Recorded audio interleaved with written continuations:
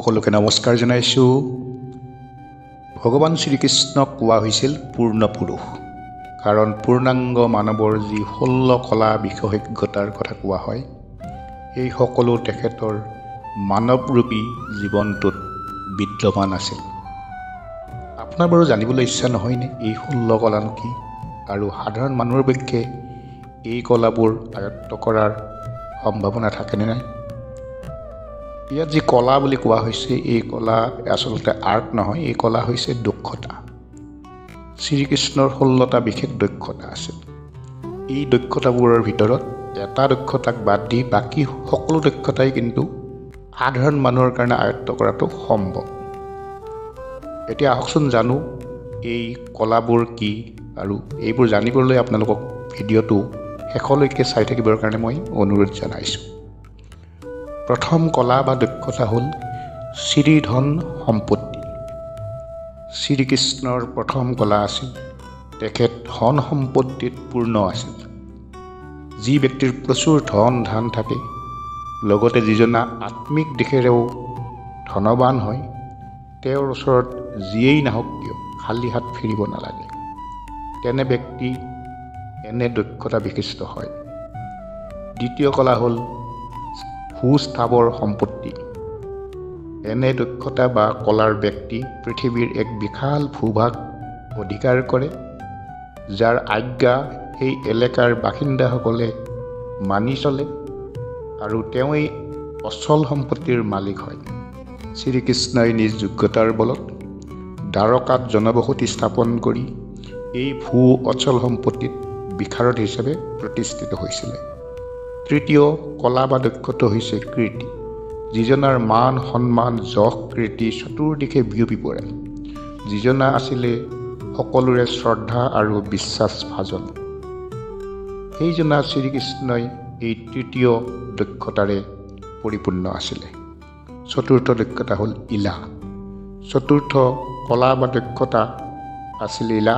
ইলা মানে মধুৰ বাণীৰ অধিকাৰী। পুৰাণত উল্লেখ আছে যে শ্ৰীকৃষ্ণৰ বাণী শুনি শ্ৰোতা শান্ত হৈ পৰিছিল। মানুহৰ মনত ভক্তিভাৱৰ জন্ম হৈছিল। যশোদাক অভিযোগ কৰিব অহা গোপীসকলে শ্ৰীকৃষ্ণৰ মধুৰ বাণী শুনি অভিযোগবোৰ পাহৰি তেখেতক প্ৰশংসা কৰিবলৈ আৰম্ভ কৰিছিল। পঞ্চম দক্ষতা বা কলা আছিলে লীলা, যাৰ অৰ্থ হৈছে আনন্দ। কৃষ্ণক লীলাধৰ নামেৰেও জনা যায়। তেখেতৰ লীলা শুনি মানুহ ভাৱনাত বিভোৰ হৈ গৈছিলে। ষষ্ঠ কলা হৈছে কান্তি, যাৰ ৰূপ দৰ্শন কৰি মন প্ৰসন্ন হৈ যায়, যাৰ মুখমণ্ডল চাই আকৌ চাবলৈ ইচ্ছা হয়, সেয়াই হ'ল ষষ্ঠ কলা কান্তি। শ্ৰীকৃষ্ণও এই কলাত পৰিপূৰ্ণ আছিলে। কোৱা হয় ভগৱান ৰামচন্দ্ৰও এই কলা বিশিষ্ট আছিলে। কৃষ্ণৰ এই কলাৰ বাবে ব্ৰজবাসী সদা আনন্দিত আছিলে, আৰু অনেক মহিলা কৃষ্ণক স্বামীৰূপে পাবলৈ ইচ্ছা প্ৰকাশ কৰিছিলে। সপ্তম দক্ষতা বা কলা হ'ল বিদ্যা, পাৰদৰ্শিতা।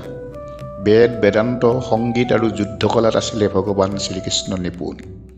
তেখেত ৰাজনীতি আৰু কূটনীতিত সিদ্ধহস্ত আছিলে। অষ্টম কলা হৈছে বিমলা পাৰদৰ্শিতা। এয়া কৃষ্ণৰ অষ্টম কলা আছিলে। এই কলাৰ লোকৰ মনত কোনো ধৰণৰ ছল কপটতা নাথাকে। কৃষ্ণই সকলোকে সমান ব্যৱহাৰ কৰিছিলে। কৃষ্ণৰ ৰাসলীলাৰ সময়ত এই কলাৰ প্ৰদৰ্শন হৈছিলে।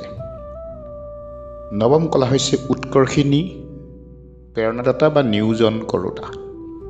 এই নৱম কলাৰ অৰ্থ হৈছে প্ৰেৰণা দি নিয়োজন কৰিব পৰা ক্ষমতা। মহাভাৰতৰ মহাযুদ্ধৰ সময়ত অৰ্জুনক যুদ্ধৰ বাবে প্ৰেৰণা দি কৃষ্ণই এই নৱম কলাৰ পৰিচয় দিছিলে। দশম দক্ষতা বা কলা হ'ল জ্ঞান নিৰ্ক্ষীৰ বিবেক। কৃষ্ণই বহুতবাৰ নিজৰ বিবেকৰ পৰিচয় দি সমাজক নতুন পথৰ সন্ধান দিব পাৰিছিলে।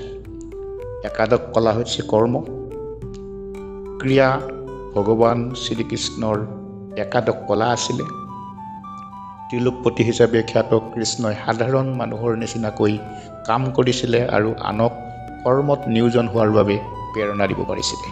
মহাভাৰতৰ যুদ্ধত অস্ত্ৰ হাতত নোলোৱাকৈয়ে অৰ্জুনৰ সাৰথি হিচাপে সম্পূৰ্ণ যুদ্ধখন সঞ্চালন কৰিছিলে। এইবাৰ জানো আহক 12 নম্বৰ কলা বা দক্ষতা কি আছিলে। 12 নম্বৰ বা দ্বাদশ কলা আছিলে যোগ। কৃষ্ণ আছিলে যোগেশ্বৰ, উচ্চ স্তৰৰ যোগী হিচাপে খ্যাত আছিলে তেখেত। নিজৰ উচ্চ যোগ বলেৰে শ্ৰীকৃষ্ণই ব্ৰহ্মাস্ত্ৰৰ আঘাতৰ পৰা পৰীক্ষিতক উত্তৰাৰ গৰ্ভত বচাই জীৱিত কৰি তুলিছিল। 13 নম্বৰ কলা হৈছে বিনয়। বিনয় কলা মানে ভগৱান শ্ৰীকৃষ্ণ ইমান বেছি গুণসম্পন্ন, শক্তিসম্পন্ন, জ্ঞানী, সমস্ত জগতৰ গৰাকী হোৱা স্বত্তেও তেখেতৰ কিন্তু তিলমানো অহংকাৰ নাছিলে। সমস্ত বিদ্যাত পৰিপূৰ্ণ হোৱা স্বত্তেও সকলো জ্ঞান প্ৰাপ্তিৰ শ্ৰেয় গুৰুক দিছিলে। 14 নম্বৰ কলা হৈছে সত্য, যথাৰ্থ। কৃষ্ণই কটু সত্য কোৱাৰ পৰা কেতিয়াও বিৰত নহৈছিলে। আনকি ধৰ্মৰক্ষাৰ হেতু সত্যক সকলোৰে আগত ব্যক্ত কৰাৰ বিশেষ কলা আছিলে তেখেতৰ। 15 নম্বৰ কলা বা দক্ষতা হৈছে ইখনা। ইখনা মানে এনে কলা যাৰ দ্বাৰা অন্যৰ ওপৰত প্ৰভাৱ বিস্তাৰ কৰিব পাৰি। তেখেতে নিজ জীৱনত বহুবাৰ এই কলা ব্যৱহাৰ কৰিছিলে। এটা উদাহৰণ হৈছে মথুৰাবাসীক দ্বাৰকাত বসতি স্থাপন কৰিবলৈ তেখেতে ৰাজি কৰিছিলে। 16 নম্বৰ কলা হৈছে অনুগ্ৰহ। কৃষ্ণৰ শেষ কলা হৈছে নিস্বাৰ্থভাৱে আনক উপকাৰ কৰা। ভক্তৰ পৰা কোনোদিনে একো আশা নকৰি কিন্তু তেওঁলোকৰ মনোকামনা পূৰ্ণ কৰি তেওঁ এই কলাৰ নিদৰ্শন দাঙি ধৰিছিলে। আজি আমি ভগৱান শ্ৰীকৃষ্ণৰ 16 কলা সম্বন্ধে জানিলো হওক। আমি আশা কৰোঁ এই দক্ষতাসমূহ আয়ত্ত কৰি জীৱনত প্ৰয়োগ কৰিব পাৰিলে নিজৰ লগতে দহৰ উপকাৰ সাধন কৰিব পাৰি। আপোনাভাৱে প্ৰত্যেকটি কলা সম্বন্ধে বিশদভাৱে জানিবলৈ ইণ্টাৰনেটৰ সহায় ল'ব পাৰে। আজিৰ এই কথাখিনিও ইণ্টাৰনেট যোগে সংগ্ৰহ কৰি আপোনালোকৰ বাবে যুগুত কৰা হৈছে। আশা কৰোঁ আপোনালোকৰ ভিডিঅ'টি ভাল লাগিলে। সকলোকে বহুত বহুত ধন্যবাদ জনাইছোঁ। জয় শ্ৰীকৃষ্ণ।